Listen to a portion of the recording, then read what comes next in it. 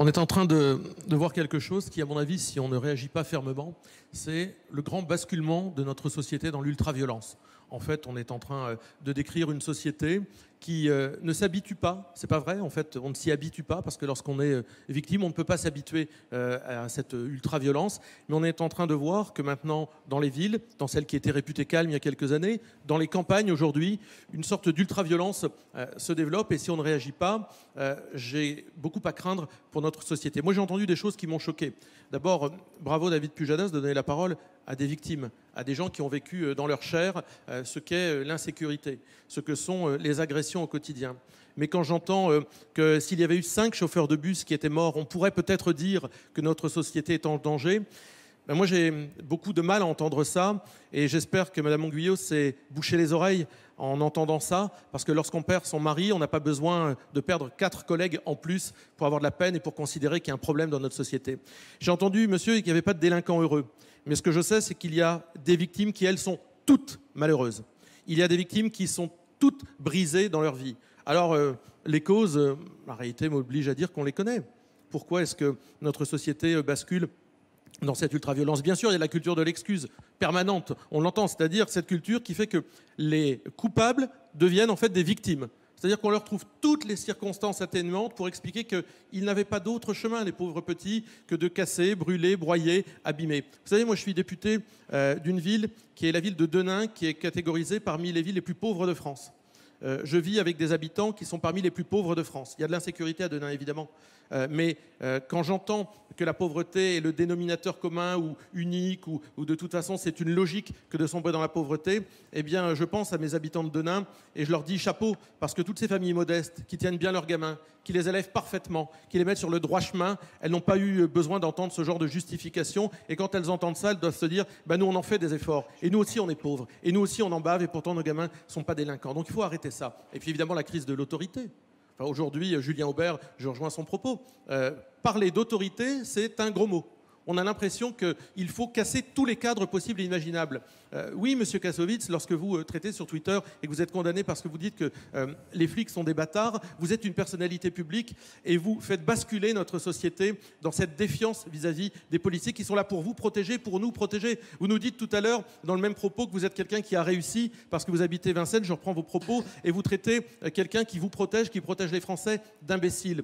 Monsieur, vous serez probablement un jour content de trouver des imbéciles comme ça qui sont prêts à donner leur vie pour vous. Ça vous fait sourire, mais je vous assure que les policiers qui tous les jours se lèvent le matin pour vous protéger, pour protéger des gens comme vous qui ont réussi, comme vous venez de le dire, j'ai réussi, j'habite Vincennes, eh bien je peux vous dire que ça doit leur faire mal aux oreilles. Monsieur Chenu. Je viens d'entendre Mathieu Kassovitz nous dire j'ai du respect pour la police. Eh bien écoutez, c'est une drôle de façon de le prouver en tous les cas, mais on fera avec. Pour le reste, moi je veux aussi dire, parce que lorsqu'on est assez rapidement, lorsqu'on est un élu, il faut aussi savoir ce qu'on peut faire. On viendra sur les solutions. Oui, on viendra sur les solutions dans un instant. Il y a des abandons qui sont criminels. Et sur les causes, il y a des abandons qui sont criminels. Laissez les maires. On parle de la police, laissons aussi les acteurs du quotidien que sont les maires qui se débrouillent pour équiper leur commune de police municipale, mais on les laisse en rase campagne alors qu'on leur demande de faire le boulot de l'État parfois. Et puis, un dernier point si vous le voulez bien, il y a des zones qui ne sont pas des zones de non-droit dans notre pays, ce sont des zones d'un autre droit. Il y a des individus, parce qu'ils ont décidé que la loi de la République ne devait pas être subie par eux, ont décidé d'imposer leurs droits, leurs lois sur des zones dans nos quartiers, dans notre pays. Eh bien, tant qu'on tolérera ça dans notre pays, nous aurons ce que nous découvrons à chaque fois que nous allumons la télévision. Sébastien Chenu, la prison est-elle la solution? En tous les cas, la politique, c'est une affaire de choix. Donc la prison comme solution, c'est une affaire de choix, mais pas uniquement la prison. Il y a des choses qui ont été testées dans notre société.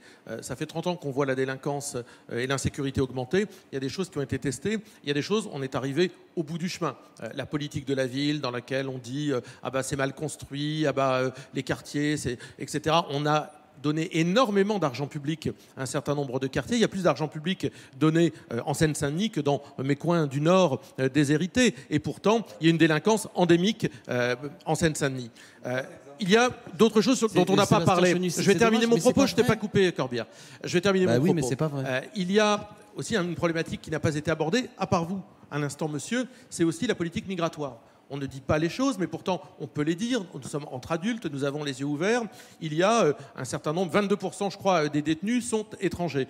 Vous, monsieur, vous nous avez dit que quand je suis entré en prison, j'étais étranger. C'est vrai qu'avec nous, vous auriez été expulsé. Parce que moi, je considère que, effectivement, lorsqu'on est un étranger en France et qu'on se comporte mal, on doit être expulsé du territoire cela dit, il a français. réalisé un beau parcours. Non mais d'accord, mais il aurait réalisé probablement dans son pays d'origine, peut-être aussi. Il se serait...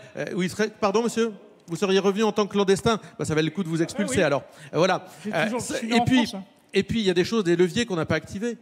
La responsabilité des familles. Est-ce qu'à un moment, on peut se pencher sur ce levier-là? Responsabiliser les parents de mineurs qui laissent leurs gamins faire n'importe quoi. Qu'est-ce que ça signifie? Ça veut dire taper là où ça fait mal, taper au portefeuille. Dans beaucoup de quartiers, les délinquants, ils sont connus. Ce sont toujours les mêmes qu'on revoit. On connaît leur famille, on connaît leurs parents, on sait où ils habitent. Les bailleurs sociaux le savent eux-mêmes. Et à un moment, est-ce qu'il ne faudrait pas se dire que lorsque vous êtes parent, vous avez la responsabilité de vos gamins, vous avez la responsabilité de vos enfants mineurs, et que si ça ne va pas, eh bien, on va aussi vous sanctionner parce que vous êtes responsable de vos enfants. Et puis, il y a des tas de choses qu'on peut faire évoluer, évidemment. Il y a une question de moyens, il y a une question de volonté politique, mais aussi une question de législation à adapter. Je viens de donner quelques exemples. On pourrait aussi parler de définir comme co-auteurs les gens qui agressent en bande. Je veux dire, si on définissait comme co-auteurs les agresseurs en bande, ça éviterait peut-être à ce jeune à Lille, Édouard de Buquet, qui a terminé la tête dans une mare de sang, d'avoir été